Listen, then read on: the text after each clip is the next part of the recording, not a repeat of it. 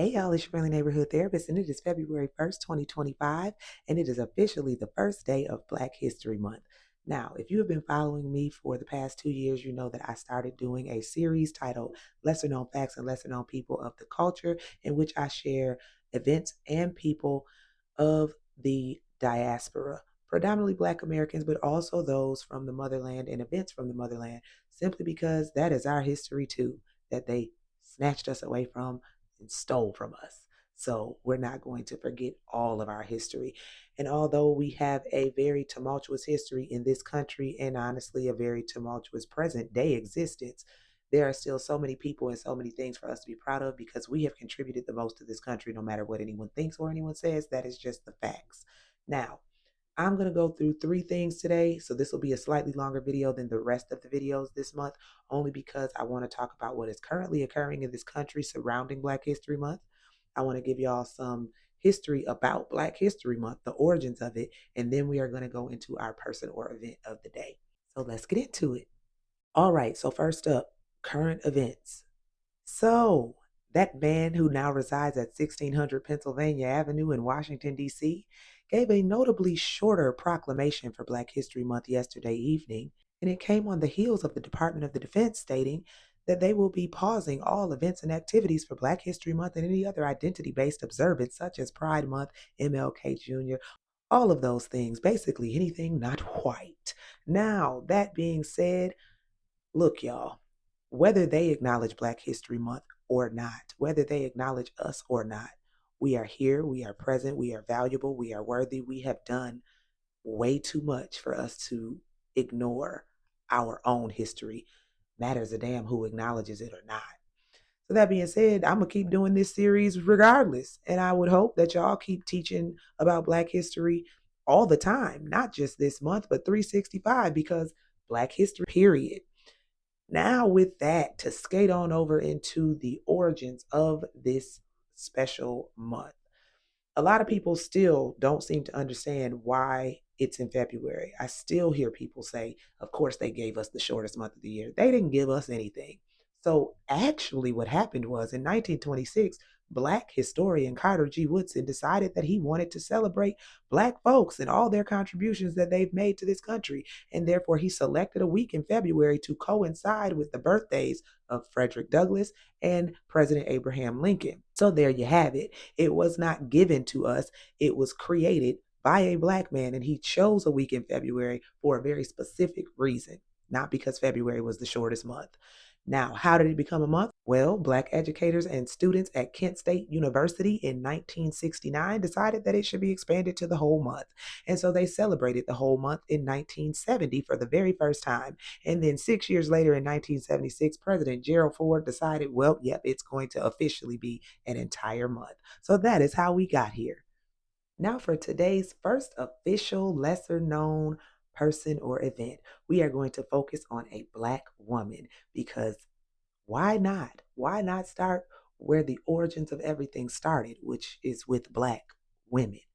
So, up first for our series is this beautiful Black woman, Raye Montague. So, if you don't know who she is, don't feel bad because I didn't know who she was until I learned about her recently. So she is a hidden figure within the United States Navy. Raye Jean Montague was born January 21st, 1935, and she was an American naval engineer that is credited with creating the first computer-generated rough draft of a U.S. naval ship. She was the first female program manager of ships in the United States Navy. So, a little bit about her early life and education.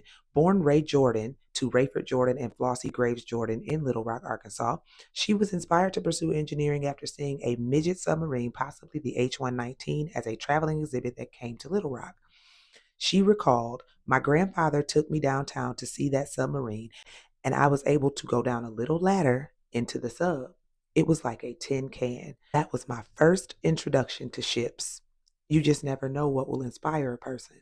She also stated that her mother warned her, "You already have 3 strikes against you. You are Black, you are a woman, and you are in the South. So you may have to work a little bit harder to obtain that dream." Moving forward, she graduated from Merrill High School in 1952, and for college, she attended Arkansas Agricultural, Mechanical, and Normal College, which is now the University of Arkansas at Pine Bluff. She graduated in 1956 with a Bachelor of Science in Business because at the time, the engineering program at the University of Arkansas did not admit African American students, even though she did try to enroll. Montague joined the United States Navy in 1956 in Washington, D.C. as a clerk typist. At work, she sat next to a 1950s UNIVAC 1 computer watching the engineers operate it until one day all the engineers were out sick. So she jumped in to run the machine. She took computer programming at night school while continuing to work and learn the job. She was appointed as a computer systems analyst at the Naval Ship Engineering Center and later served as the program director for the Naval Sea Systems Command Integrated Design Manufacturing and Maintenance Program. She was also the division head for the Computer Aided Design and Computer Aided Manufacturing Program and deputy program manager of the Navy's Information Systems Improvement Program. She just decided to knock down all the walls and barriers and just take charge, as Black women tend to do. In 1971, her department was allotted 1 month to create a computer generated ship design by modifying existing automated systems. Montague produced the initial draft for the Oliver Hazard Perry class frigate in about 19 hours. They gave them 30 days. She did this in 19 hours.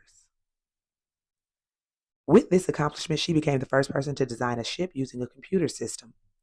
She later worked on ships such as the Seawolf class submarine and the Nimitz class aircraft carrier Dwight D. Eisenhower. Montague retired in 1990. Montague passed away of congestive heart failure on October 10th, 2018 at Baptist Health Medical Center in Little Rock.